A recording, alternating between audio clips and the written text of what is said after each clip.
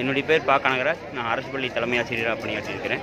இந்த நம்ம தமிழகத்தில் அழிந்து வரக்கூடிய பாரம்பரிய கலைகளில் கொங்கு மண்டலத்தில் ஒயிலாட்ட கலையும் ஒன்று.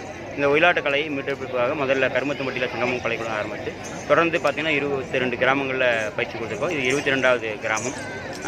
சின்னியம்பாளையத்தில் இப்போ ஒரு வாரத்தில் ஒரு நாள் பயிற்சி கொடுக்க ஆரம்பித்தோம். அதில் விடுமுறை நாளில் அதில் பள்ளிக்கூடத்து குழந்தைங்க, வேலைக்கு போகிறவங்க, அனைத்து பெண்மணிகளும், ஆண்கள் இருபாலரும் இதில் பங்கெடுத்திருக்காங்க.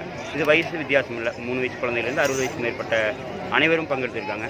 இப்போ இந்த கலை மூலிமா அவங்களோட உடல் ஆரோக்கியத்தை ஒரு பார்த்திங்கன்னா பேணுவதற்கு ஒரு வாய்ப்பாக இருக்குது. அதே மாதிரி பார்த்திங்கன்னா தொலைக்காட்சியில் நேரத்தை ஒதுக்காமல் இதில் நேரத்தை ஒதுக்கி அவங்க அனைவரும் ஒற்றுமையாக இருந்துக்கிறதுக்கும் ஒருத்தர் அறிமுகமாக இருக்கும். கிராமத்துக்குள்ள ஒரு ஒற்றுமை வளர்த்து ஒரு வாய்ப்பாக இருக்குது. அது மட்டும் இல்லாமல் பார்த்திங்கன்னா இந்த கிராமிய இது படிக்கும்போது பார்த்திங்கன்னா கல்வியிலையும் அவங்க வந்து பார்த்திங்கன்னா அந்த நினைவாற்றல் மேலோங்குதுன்னு சொல்லியிருக்காங்க.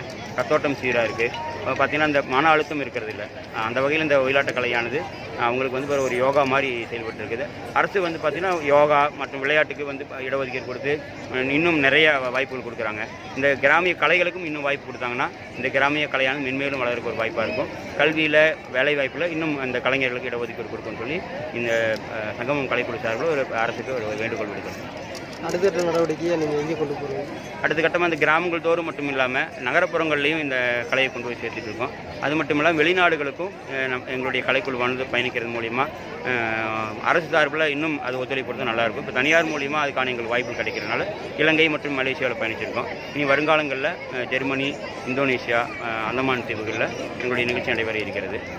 இந்த கலைஞர்கள் வந்து பார்த்திங்கன்னா ஆர்வமாக பங்கெடுத்துக்கிறது பார்த்திங்கன்னா இவங்ககிட்ட நிறைய பெற்றோர்கள் அந்த குடும்ப ஒற்றுமை, இந்த கிராம ஒற்றுமை அதெல்லாமே நம்ம பார்க்க முடியுது.